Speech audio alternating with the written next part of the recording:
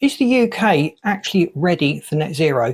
We're being moved towards just buying electric cars 2030, 2035. Looking at the current headlines, it's likely to be nearer 2030. And that's the point where no more combustion engine vehicles will be sold. And the question is, are we ready for that here in the UK? If you're going to have an entire fleet of electric vehicles on our roads in the UK, you need a charging infrastructure. You also need drivers to be willing to buy them and to use them. And these are the two big hurdles that we have to get round. We're also going to touch on the problem of battery supply, the gigafactories that we need in the UK compared to what we've actually got, the charge points or the availability of the charge network in the UK. And we're going to be talking about the scarcity of EV repair specialists, the knowledge out there to maintain and repair these vehicles. Estimates have shown that we need 300,000 chargers in the UK by 2030 to cope with demand. About 35% or 9.7 million homes in the UK don't have off-street parking. They can't charge at home, and that is over a third. That's quite a big figure. It's going to vary on the areas that you live in. If you live in London, you probably are more likely to not be able to park off the road. If you live in rural areas, you're more likely to have off-street parking and the option of charging at home. This is why the charging infrastructure is so important. Now, there's been great leaps and bounds in getting the charging infrastructure out there. I won't tackle the question as to how expensive it is. It is quite expensive to charge your car using these public charging points. I've done a graph here that just plots where we are in terms of installing charge points in the UK, and the projection to reach 2030 and get that 300,000 target. You can see what an astronomical target that is. If we just plot a line from where we are now, roughly in line with the rate of progress, you could probably argue that it's going to pick up over time, but in the main, this isn't far off. You can see that at current rates, we're likely to be at the 150,000 mark instead of 300,000. So we're going to miss it by 50% come 2030. The SMMT, the Society of Motor Manufacturers and Motor Traders, have actually estimated we'll need 2.3 million public charge points to support the number of EVs on our road in 2030, 2035, which is 2 million more than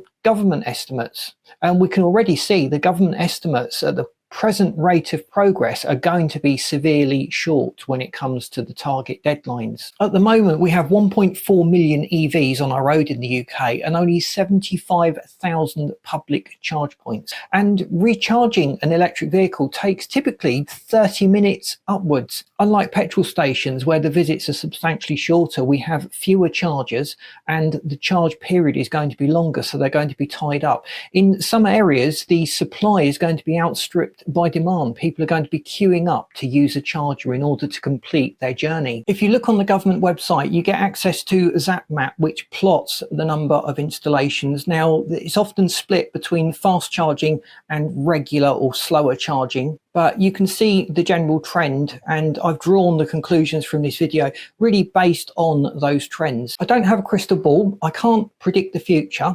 I feel it is unlikely, looking at these figures and these projections, that we will have sufficient public charging in place. We also need battery manufacturing plants. These are called gigafactories because they produce gigas. No, it's measured in the gigawatt output of the batteries they produce each year. So we're talking about very high scales of battery output. And at the moment, we've got one factory in the UK, and it's estimated we'll need 5 battery plants to support this. It will generate jobs and probably replace some of the jobs that have been lost in the conventional combustion engine market. But there is a substantial gap between the supply of batteries locally in the UK.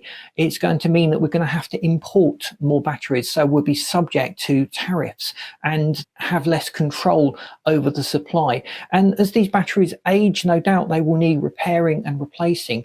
We still need places to produce these batteries. And I know you think that we've had battery farms for ages, but a battery farm is completely different from a gigafactory. We also need repair and maintenance specialists. Most EVs will require some kind of repair, and a lot of these repairs require specialist knowledge, specialist tools. Dealing with an electric vehicle is very different to dealing with a combustion engine vehicle. If you do a current search in the UK for EV battery specialists, you'll be surprised at how few there actually are. In fact, most drivers will be driving over an hour to get to an EV battery repair specialist. No doubt things are going to change over time, but just talking to local mechanics and friends in the motor trade, they're very reluctant to retool and retrain in order to support electric vehicles. If I guess the demand is there and people do give up completely with combustion engines, they'll be forced to make an adjustment. But there seems to be a lot of resistance within the motor trade itself